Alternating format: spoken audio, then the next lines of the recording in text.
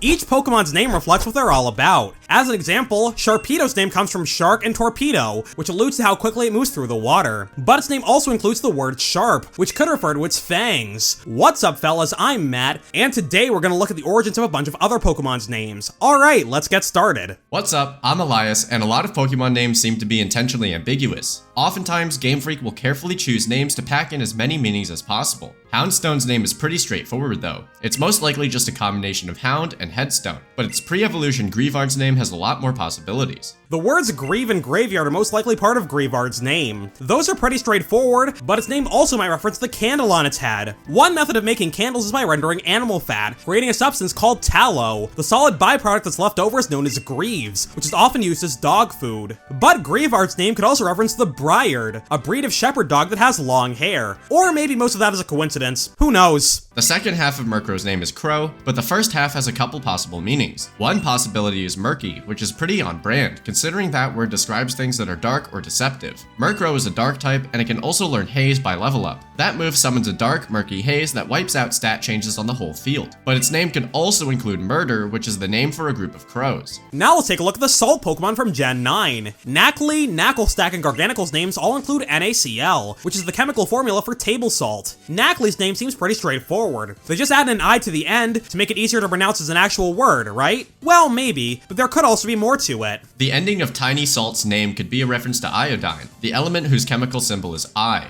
Over 100 years ago, iodine deficiencies were common in some parts of the world. In the 1920s, companies began adding iodine to salt. That was an inexpensive yet effective way to get more iodine in people's diets, and deficiency rates went down. Since iodine and salt go hand in hand so often nowadays, Knackley's name could just be a combination of their chemical symbols. Yeah man, my favorite Pokemon is sodium chlorine iodine. What's the actual name for that compound? The chemical formula is still NaCl, but then they add sodium iodide, which is NaI. So it's sodium chloride and sodium iodide. Yes. Knacklestack's name is a little more straightforward. It's just a combination of salt and stack, although it could also be a reference to dry stack. That's a method of building structures, using interlocking stones instead of mortar to hold them together. Garganicle's name probably comes from salt and gargantuan, which checks out. According to the Pokedex, it's 7'7", 529.1 pounds. But a while back, Elias, I had another theory. Its name could also be incorporating the word gargle, since gargling with salt water is a home remedy for dealing with a sore throat.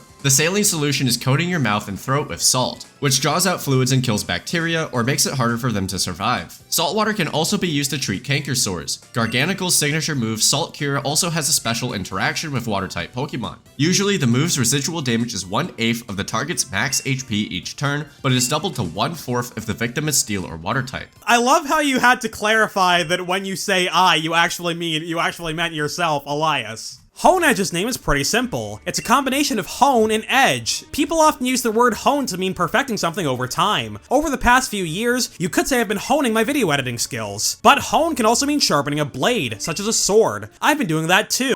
No, I don't own a sword. But Honedge's name might also incorporate the word one, referring to the fact that it's one sword. Doublade is made up of two swords, and its name being a combination of double and blade reflects that too. So it would make sense if Honedge's name also refers to how many swords it consists of. Hi, I'm Elias, and I've retired from being the biggest Honedge hater in the world. I wrote that, smile.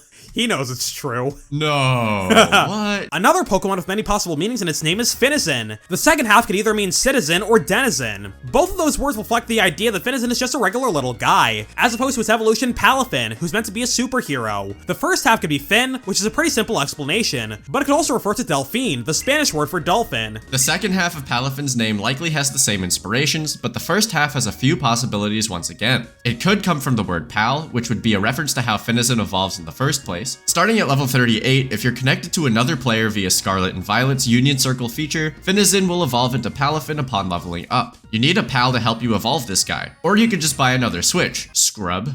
Your pupils are too round. No!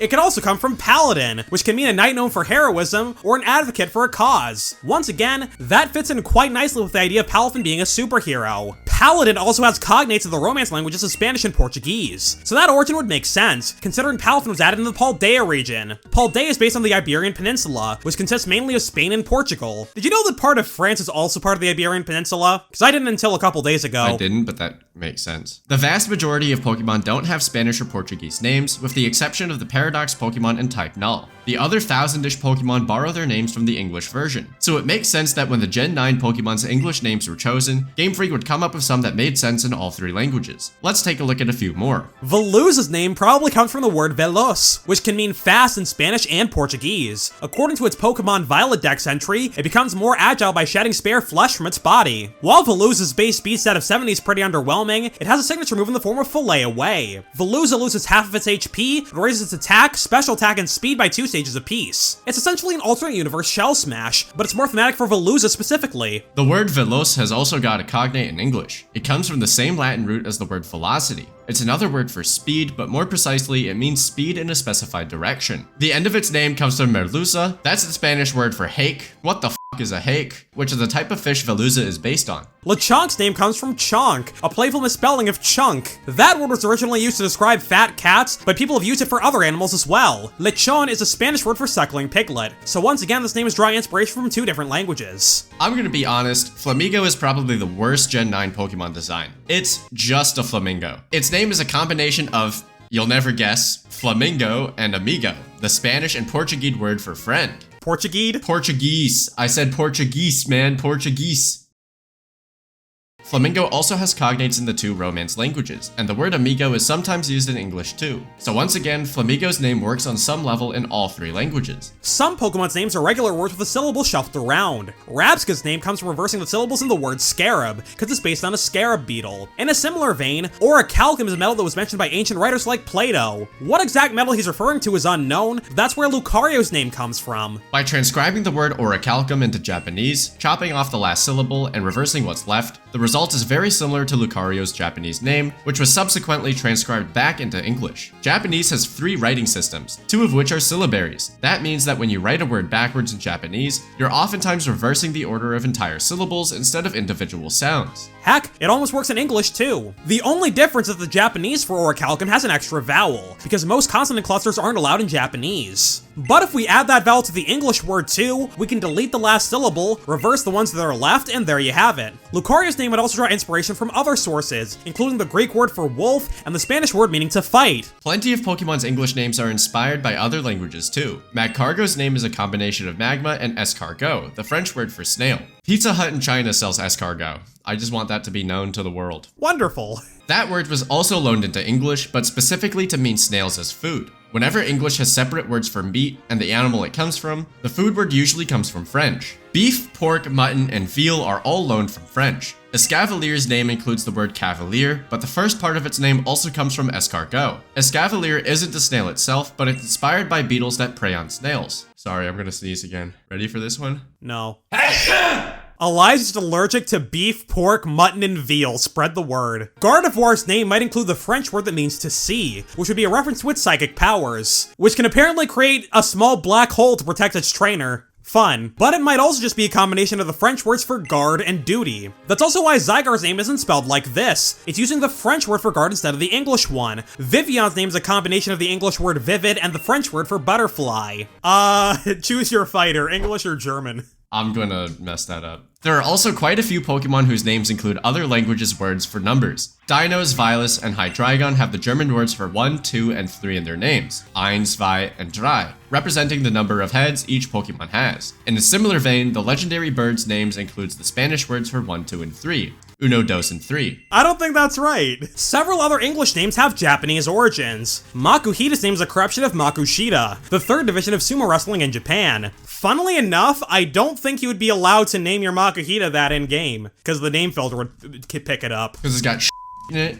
Yeah, exactly. That's a rip. Kabuto comes from a Japanese combat helmet with the same name. Kyogre's name is a combination of the English word ogre and the Japanese words meaning sea and king of the sea. Eat your heart out, Sea King, I guess. Next up, let's take a look at the electric-type sheep from Gen 2. The ending of Mareep's name most likely comes from sheep, but the first half brings 2 references to the table. First, it probably comes from Mary, referring to the nursery rhyme Mary Had a Little Lamb, but by combining the 2 words in that way, Mareep's name is an anagram of ampere, the standard unit for electrical current. I wouldn't recommend playing the word Mareep in Scrabble though, that's not in the dictionary. For more videos like this, subscribe to MEPlaysGames. You can also join the channel as a member for as low as 99 cents a month. That'll give you early access to our regular videos, and you can also watch exclusive content, like our ongoing playthrough of Pokemon X. Flaffy's name could have two A's for a couple of reasons. It could come from ba, the sound a sheep makes, or it could refer to AA batteries. In any case, the rest of its name comes from the word fluffy. As for Ampharos, its name comes from Ampere and Pharos, the latter of which is the Greek word for lighthouse. It's also quite similar to amparo, a Spanish and Portuguese word that means protection or shelter. Elias, you are going to hate me in a second. I have a bingo on my opening rack. I had Giddier. Oh, that's a good one. Ghastly's name is pronounced exactly like the regular word ghastly, which can mean either frightful or extremely sick. Its name is spelled without the H though, so that its name includes the word gas. That's a reference to the fact that 95% of its body is made up of poisonous gas. Oh, I have another one.